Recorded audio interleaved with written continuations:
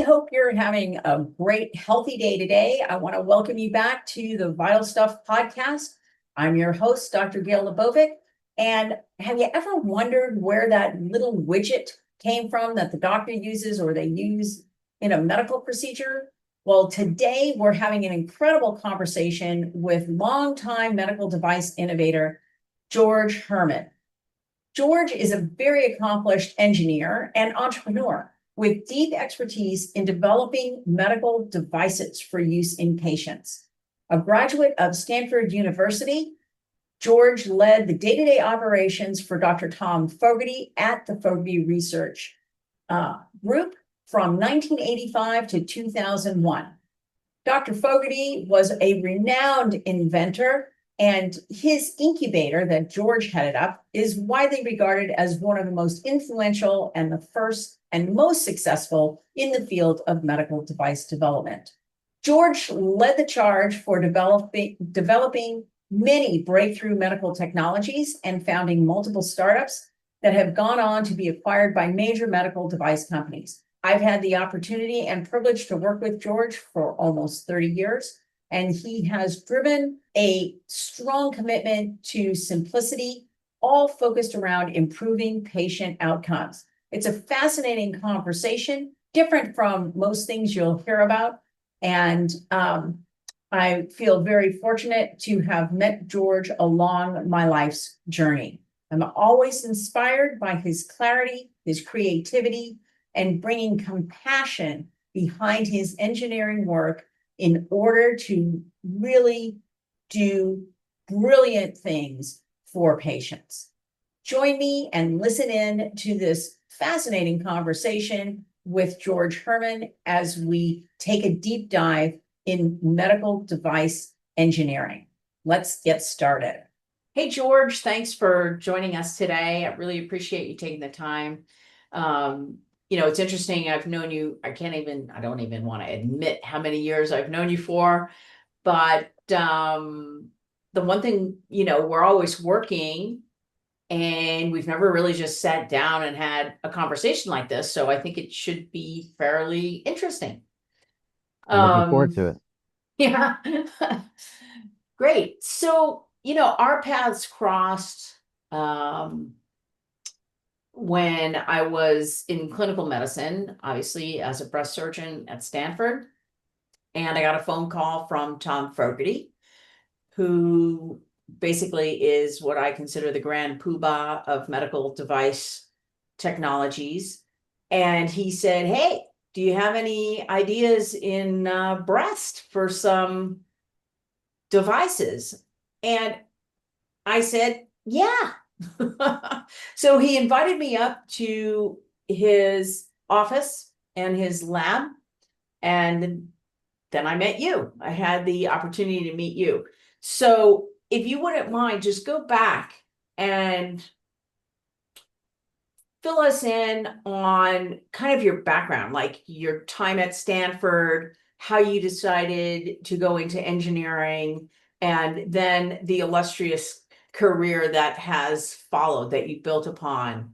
I just think it's a fascinating journey. Yeah, well, I was like many students, I had no idea what I wanted to do while I was going through. I had to pick a major, which uh, I was trying lots of different things, but ultimately I settled on mechanical engineering and design, really for no other reason other than it was broad and it let me put off the decision of what I wanted to do a little later. Because it was versatile. And at that time, the energy crisis was just kind of kicking in. And so mechanical engineering had a branch of it that covered, all the uses of energy. So I was kind of interested in that, but didn't really know what I wanted to do and was involved in other things, sports and stuff, and didn't really want to work full time immediately after graduating. But Well, that's a good goal. yeah, so. I think a lot of people have that goal. And then it just sort of turned out that I was kind of getting bored what I was doing, and thought I'd just, swing by the Stanford Career Placement Center kind of on the way home, just see what's cooking there. I really had no interest in the kinds of jobs that were being offered recent mechanical engineering graduates, the kinds that would um, come to university, like the big companies, the local, a lot of them, Hewlett Packard, Varian, and go through that sort of formal process. It wasn't interesting to me at all, partly because I didn't see myself in the future of living that kind of life. So just kind of on a whim, I would swing by the placement center. I saw an ad that a doctor, looking for developing medical devices and looking for someone to help him. I thought, oh, that's kind of interesting. Seriously? Yeah, that's how it happened. And so Where was that at? at Stanford, they had a little placement center. One of the guys, an Oh, engineer who had been working for Tom doing just that sort of thing, was about to leave and go to medical school, and he wanted somebody to replace him. And so wow. um, I yeah, swung on by and talked to him originally, a guy by the name of Tom Kinney, and we kind of hit it off. And I talked to him a few more times. Said, "This is really fascinating kind of work." I had no idea who Dr. Fogarty was. I didn't. It was never portrayed as anybody of any real fame or value. It was just this guy that liked developing kind of product ideas. And here's our So little shop. amazing. So I thought this is kind of cool. So I started working there within a couple of weeks, and met with him a few times. He was as I worked there longer, I started to understand like this guy was actually quite a mover and a shaker, but his personality was such that you would never know that. He'd kind of stumble in and ask me what I'm doing. I'm working for him, full time, and he just appear out like, "Well, what you working on?" And he had ideas for this and that. We would talk, and one of the things that struck me was that he kind of focused on really simple ideas and simple things, not complicated mechanisms. And I had just gone through sort of the Stanford product design program where complicated designs and systems were rewarded. Mm. And the more complicated and almost incomprehensible the thing was, the better a grade you got. And my designs tended to be extremely simple in my classes, and sometimes they get a decent grade. Sometimes it was, viewed too simple or and so when I talked with him, I started realizing that he had the same kind of design philosophy that I had. And we just sort of hit it off on that. It was kind of we didn't really have to justify each other much to each other in terms of what decisions we were making about developing products. So, um, I did that. And it was kind of a position where there were people that would come there, work for him for a year or two, and then go get a recommendation from, the great Tom Fogarty and for medical school, which was sort of the typical pathway.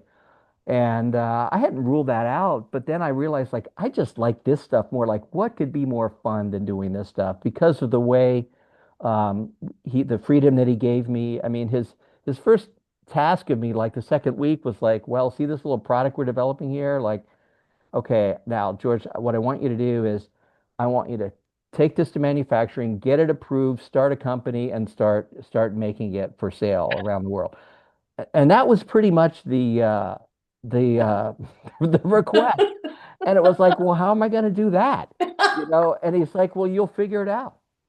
And Oh, wow, that's awesome. and so that's kind of what, he just gave me this incredibly long leash about work out however you want to do it, but let's get it done. So I spent That's a year or two doing just that, learning about regulatory processes. I'd hired consultants who knew more than me, and I'd bring them in and tell them like, what do I do? And they'd advise me on some things, really helped me a lot. But ultimately, he kind of let me just follow my own instincts about what I thought was the right way to do things. It was incredible. Freedom that he gave me, and he's had that ability to do that for other people as well. But I ended up sort of deciding I want to do this. Like I don't want to go on to medical school. I don't want to get any more degrees. I love doing this. And it wasn't like we were starting companies or making money. It was not a money-making operation at all. It was just the fact that I could develop a product, and because of his support and the people he knew, it would go on the market. It would be, sold around the country, eventually around the world. And so I felt this kind of incredible obligation to like get it right and not screw up and make sure the Mhm. products were useful and accomplish what they needed to accomplish. And so I ended up doing that. And then, our group eventually, there's just really a couple of us. But they moved on. Another guy I worked with ended up going on to medical school as well, finishing up his residency. And so I just started hiring people periodically, a mechanical engineering background or product design people out of Stanford to sort of grow the number of tasks that he had asked for us to work on. They were mainly projects related to embolectomy, thrombectomy, and it slowly grew to an organization by itself where we were just in an office right next to his cardiac practice, and we had to develop some tooling for this vascular clamp, and we needed to get a milling machine, so we snuck a big milling machine in there at night, and would cover it with a towel um, every day after work, because it had a bad look. You could look in the window and see this, you know, uh, production looking milling machine when we were trying to develop some That's so uh, funny. tooling and fixturing. So we It's eventually grew out of that space and ended up moving to another location that was on his way home so he could swing by and see what we're doing in Portola Valley, Ladera area. And from there, we grew the organization and got a reputation for developing kind of a go-to group for developing products quickly.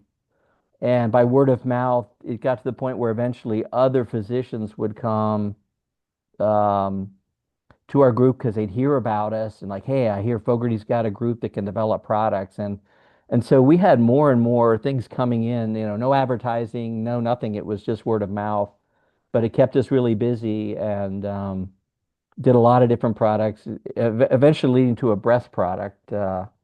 But anyway, I don't know how much you want to. Yeah, so well, it's fascinating to hear that because I've never really heard the embryonic phases of that relationship. I came in when you had been there for quite a long time, almost 20 years. But I think there's a lot to the process by which you grew that organization that is incredibly valuable to people, even young people in college, because what I take away from that story is very similar to my story, which is a completely different path. But the essence was you were an out of the box guy. You didn't want to do the regular thing by going into corporate America. And you took a risk of something you didn't know and you didn't plan, and you wound up loving it. So you had a passion for what you were doing. So it didn't feel like work. And he gave you the freedom, like you said, to be creative. And he was watching over you, but he gave you a long leash. Yeah. And I was in the same kind of environment, in the surgical environment. And I think there's a secret recipe to that, to allowing people to grow and really expand their out of the box thinking. Now, of course, there has to be guardrails, and it has to be the right person. So you have to be self-motivated, but you also can't be really crazy Looney Tunes. Otherwise, everything goes haywire. But I think with a responsible person who's looking to be successful in what they do and do it right, like you said, you wanted to do it right. You wanted to make sure you didn't screw it up. Yeah, it was sort of a sense of responsibility. Like the more I learned how influential this guy was and what an icon in the field he was, and the more he delegated to me, I felt like the last thing I want to do is let him down or like Mhm. besmirch his reputation. And so it was a lot driven by not wanting to mess up, you know. Yeah, But it wasn't never done threateningly by him. He never said mess up or else. I mean, it was all from within. I felt the right. obligation.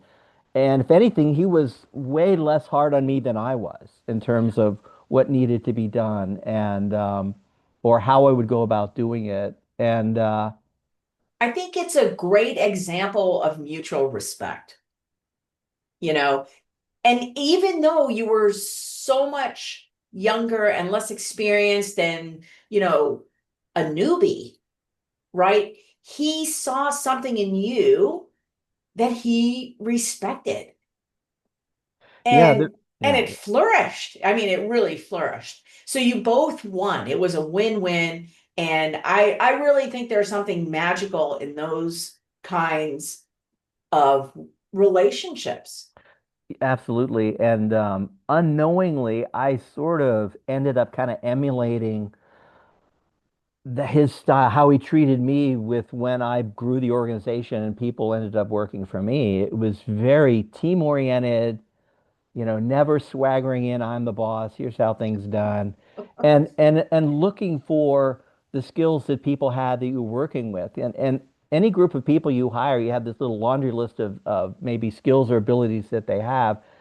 And they end up having their own strengths and weaknesses, and you just work with their strengths and you Hmm. develop those. And weaknesses a little bit, but often you can fill that in with others. And I think what made it so enjoyable was just the collaborative effort of designing something, and it wasn't all your design, it was others, and the respect that you have for the other people on your team, because it will always be a better product when you have the input of others. No matter how much experience you have or how smart you are at designing this or that, there's always going to be attributes that you just don't have come as easily to you as others. And if you can work with others and everybody's respecting everybody, it's almost like a magical experience about how quickly you can get something done and create something of high value. Hmm. And it's addictive sort of thing. Like you develop one product and then, you know, it went well, and it's not like resting on your laurels. It's like, okay, what other stuff can I do? And we ended up, you know, for about 20 years there, just juggling a variety of projects in various stages of development, you know, 8 to 10. And, you know, they'd perk. Some would look great and end up dying. Others would really come out of nowhere and be really successful. And you just had to be flexible um, with the things that came up as you were developing something and respect the opinions of the other people on your team. And it's just something that you just want to keep doing. And a lot of it is the human relationships, working with other people that you respect. Um, and Even it's not though, even like work. It's just, yeah, it's not work, it's it's not like life. work. It's life. It's actually, it's just fun. And It's and not all so fun, but it's not well, you but for know, the most part, it yeah, I is. mean, there's pressure. It's I mean, enjoyable. yeah, it's very fulfilling. And there is a lot of pressure. You got deadlines, you always got things you got to get done. You know, but it was always something new too. Like you'd learn about a new specialty, like breast, for instance. I mean, that kind of came up 10 years into it where we were all doing cardiac and vascular work, but you know, a couple of people with some breast ideas approached us. We ended up developing something very successful. And that's kind of what led to your Dr. Ford inquiring about you, because he had Fogarty, because he was involved in overseeing this. People, when it became successful, people wanted to know, well, what else do you have in breast, Dr. Fogarty? And he's like, I'm a Nothing. cardiac surgeon, like nothing. So he's scrambling to, you know, ask around and find who's good. And this is the magic of Dr. Fogarty. He's like, you know, he could have picked a lot of other people to sort of help us with the breast field. He didn't go for, you know, an established chairman of some department. He went with somebody young and innovative and with good ideas. And like when you joined our team, it was like, okay, well, just we got another person who has the same spirit that the rest of our group had. and it ended up being very successful as well. Well, thanks. Yeah, it was just a left turn for me, in terms of career, the second career, really.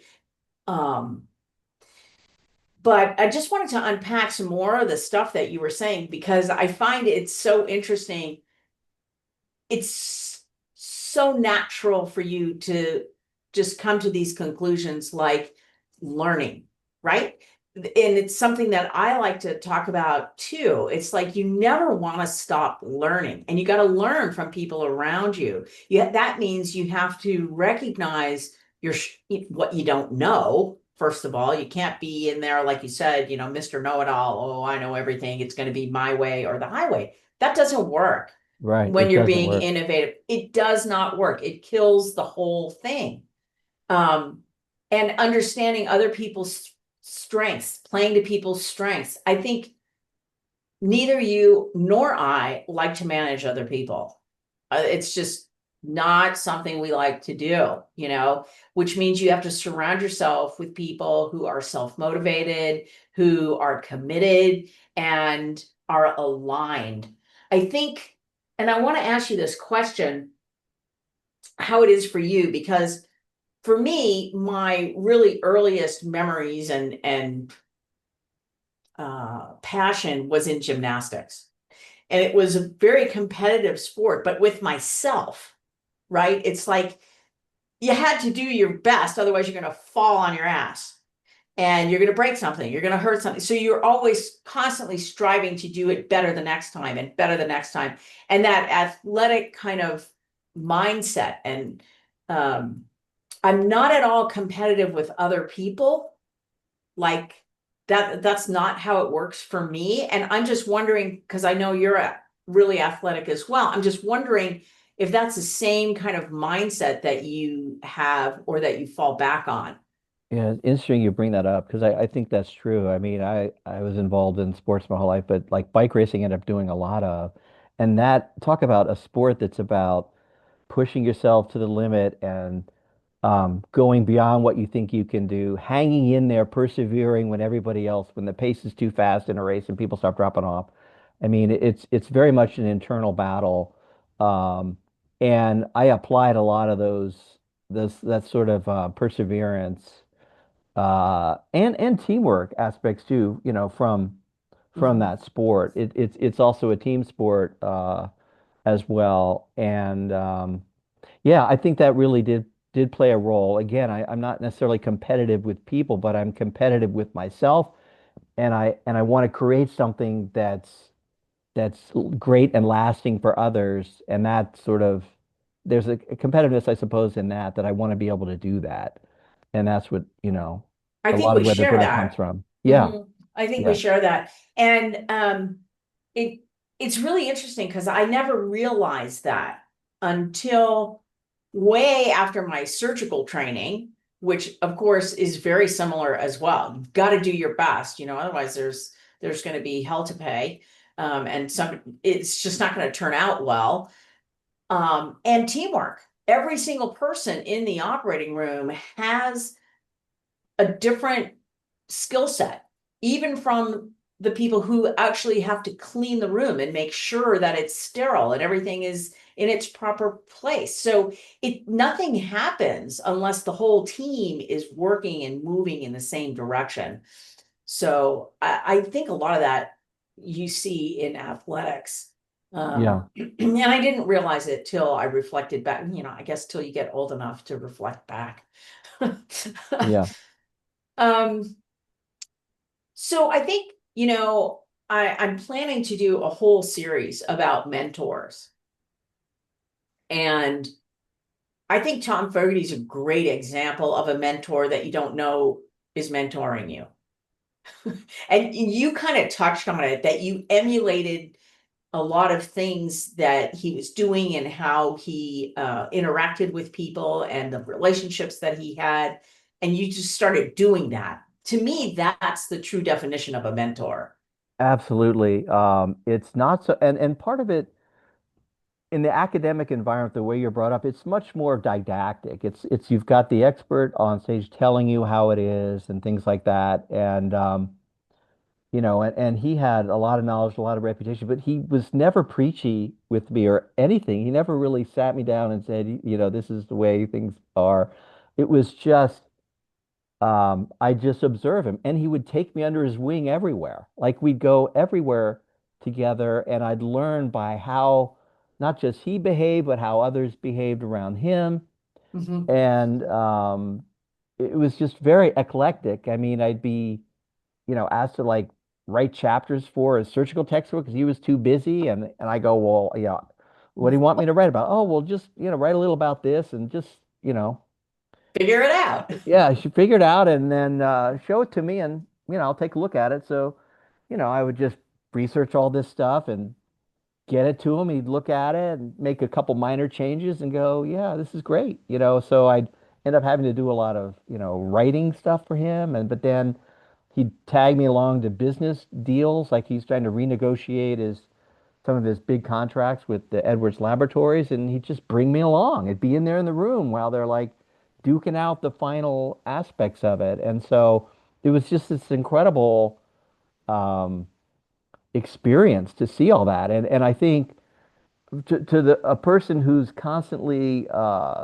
looking at things and assessing opportunities, there's so many opportunities there. It's also learning what not to do. It's like Yeah. I'll be pulled in a situation and I'll see how something went south, and you kind of go, well, okay, that I'm not going to do that, Or I got a big dose of corporate America because we're very closely aligned with Edwards Laboratories, and we're their R&D arm basically for about 5 years, and I saw a lot how the strengths and weaknesses of that environment, and so I felt that with all this exposure at a very young age, it's in my early 20s getting all of this. And I just felt an obligation to do something with it, and, not many people had the opportunities that he gave me. And there's a strong compulsion to just you know, make do on it and make the world a better place with your medical designs or whatever it is. And so that's a lot where the fulfillment comes through too, to be able to put a lot of what you learn together to actually see benefit and see successful products out there. Amazing. Yeah, it's truly it's great to hear this conversation. I've worked with you almost 30 years. And like I said, we've never sat down and just, kind of had this kind of a conversation where all the little jewels and the gems and the pearls um, come out so we can actually share them with other people, which I think is really helpful. But I really appreciate your time. I hope we can do this again and kind of go deeper on the different aspects because there's a lot to unpack. You've learned so much, not only obviously as an engineer, but in business, in regulatory, you've touched on it, how to decide a good path versus, hey, that's not such a good idea. And these are the reasons why. And that comes from experience. It's nothing you can learn in a textbook. So those are the kinds of gems I'd love us to share with other people. And I hope we can do this again pretty soon. Oh But yeah, that'd be fun. I enjoy again, I that. really That's such a appreciate your time. Yeah. Well, I appreciate it. It Well, was thanks for really the great. opportunity. Oh, thank you Okay. for everything. All right. Thanks so much. All right. Thanks. Take care.